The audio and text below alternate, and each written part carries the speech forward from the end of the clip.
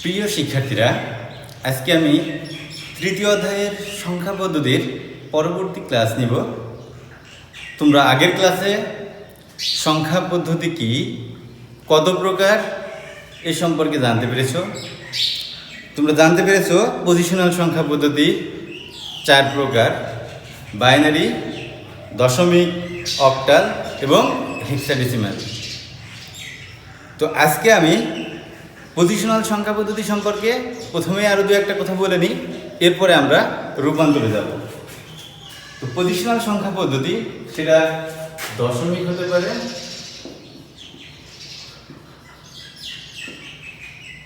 Binary হতে পারে, octal হতে পারে, হেক্সাডেসিমাল হতে পারে।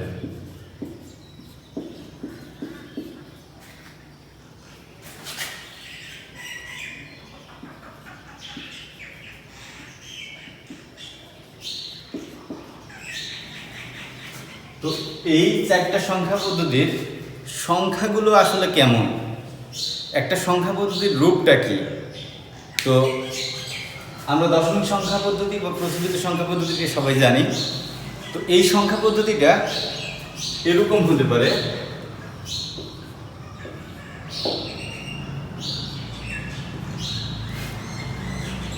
তার মানে একটা সংখ্যা পদ্ধতির কি দুটা অংশ। একটা সংখ্যা পদ্ধতির কয়টি অংশ? দুটি অংশ। একটা অংশ এই বিন্দুর বাম পাশে, আরেকটা অংশ এই বিন্দুর ডান পাশে। এই বাম পাশের এই অংশটাকে আমরা বলি পূর্ণ অংশ, আর এই পাশের অংশটাকে বলি ভগ্নাংশ। প্রতিটি পজিশনাল সংখ্যা পদ্ধতির এই দুইটা পার্ট আছে, একটা পূর্ণ অংশ আর একটা ভগ্নাংশ।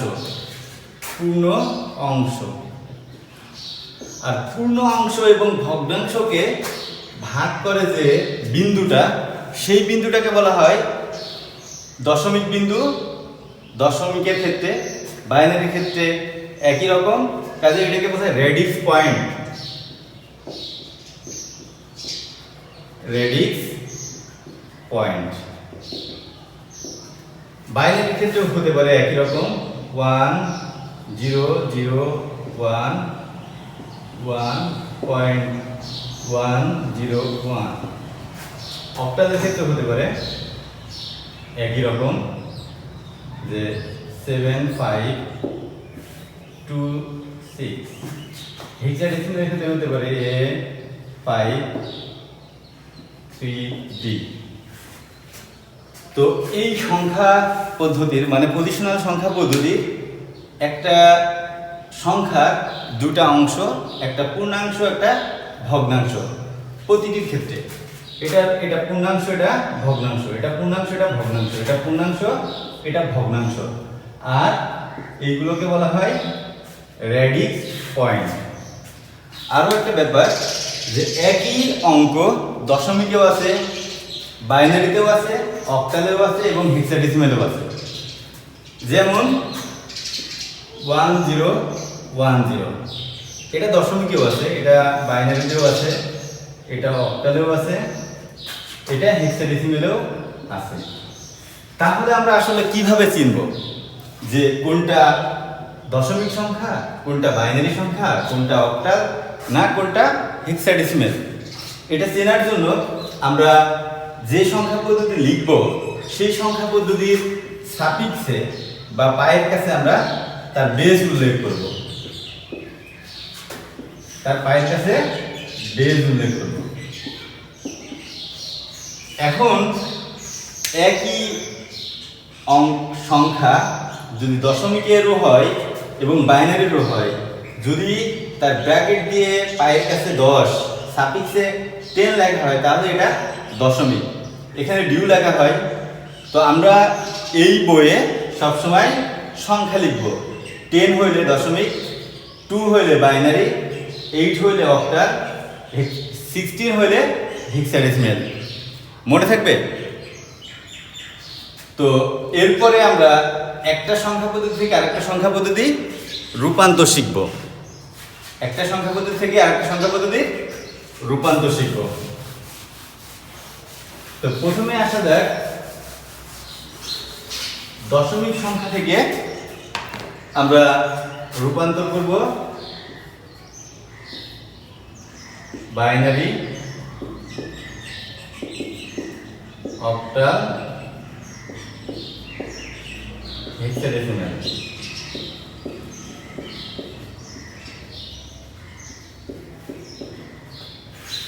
একটা দশমিক সংখ্যাকে আমি বাইনারি করব, অক্টাল করব বা হেক্সাডেসিমাল করব। ধরি সেই সংখ্যাটা কত, 93.25 দশমিক সংখ্যা। এই দশমিক সংখ্যাটাকে যদি আমি বাইনারি করতে চাই, বাইনারি করব। বাইনারি করার জন্য কি করব,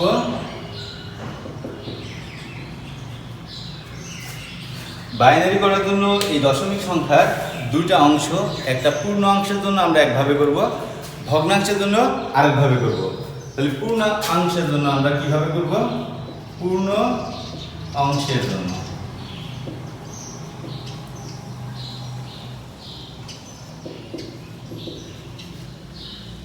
জন্য লিখে আমরা পূর্ণ পাঠটা নিয়ে আসবো। পূর্ণ পাঠ কত, 93।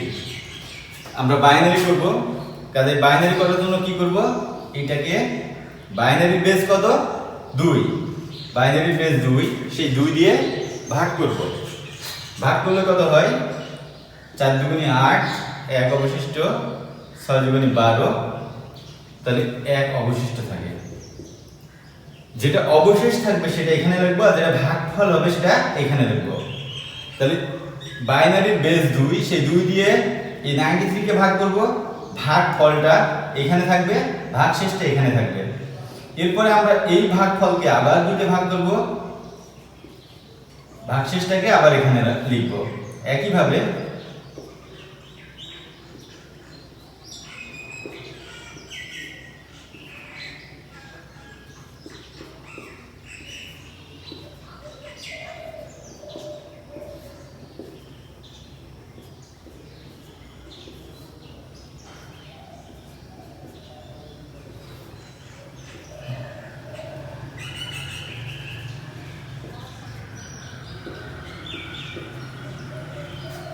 তাহলে আমরা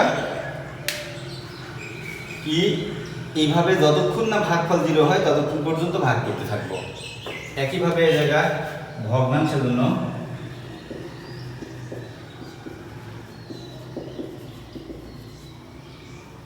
জন্য কি করব, এই ভগ্ন অংশটা এদিকে নিয়ে আসবো। বাইনারি বেস কত, 2, সেই 2 দিয়ে গুণ করব। তাহলে কত হয়, এই ভগ্নাংশটা আবার নিয়ে আসবো, আবার গুণ করব। এটা 0 হয়ে গেছে, এখন আর কি করব না, এখন এটা MSB, এটা LSB।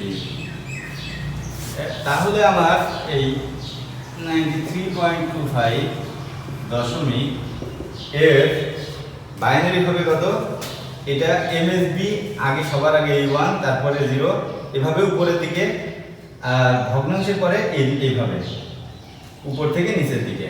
তাহলে 1 0 1 1 1 0 1 0.01, তাহলে বাইনারি হয়ে গেল। তো এই একইভাবে যখন আমরা অক্টাল করব, তখন বাইনারি জায়গায় অক্টাল মানে কি, এই জায়গায় 2 এর জায়গা হবে 8, সেই 8 দিয়ে আমরা সংখ্যাটাকে ভাগ করব। আমি দেখাই দিচ্ছি, যদি বাইনারি জায়গা অক্টাল হয়,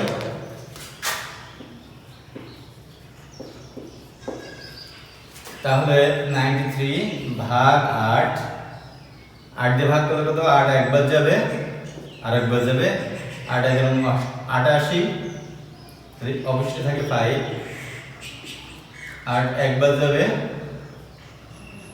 8 আর 3 11, 8 0 বার যাবে।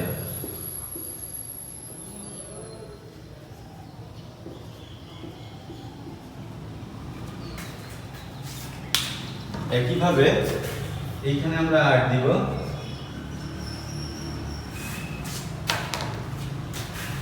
8 দিয়ে 25 গুণ করলে 5 40 শূন্য, হাতে 4, 8 দুগুণে 16 আর 4 20, 2 ভাগ করে দশমিক, তার মানে একটা অংশ হয়।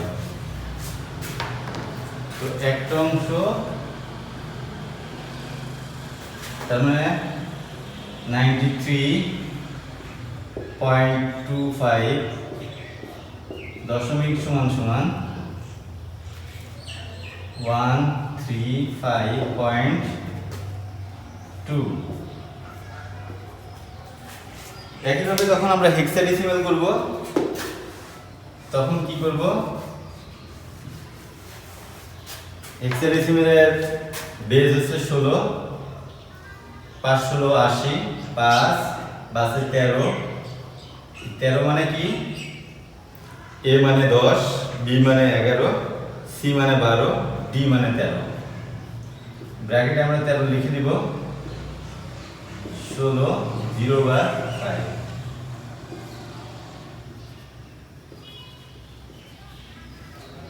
একইভাবে এখানে আমরা 16 বসাবো, 5 16 80 শূন্য, হাতে 8, 16 দুগুণে 32 আর 8 40,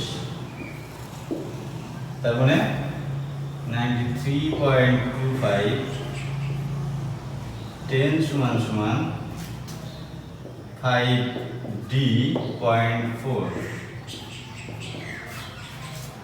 প্রিয় শিক্ষার্থীরা, তোমরা এভাবে যে কোনো দশমিক সংখ্যাকে বাইনারি, অক্টাল, হেক্সাডেসিমাল বা যে কোনো বেজে সংখ্যাতে রূপান্তর করতে পারো। তো তারপরেও আমি কয়েকটা হোমওয়ার্ক দিয়ে দিচ্ছি তোমাদের বাড়ির কাজ হিসেবে।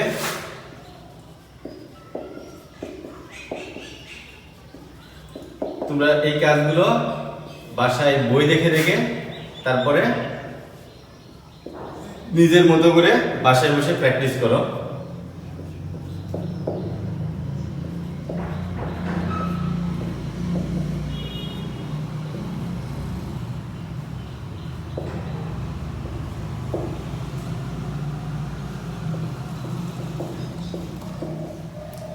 সবগুলোই দশমিক, অক্টাল এবং হেক্সাডেসিমালে রূপান্তর করবা, ঠিক আছে?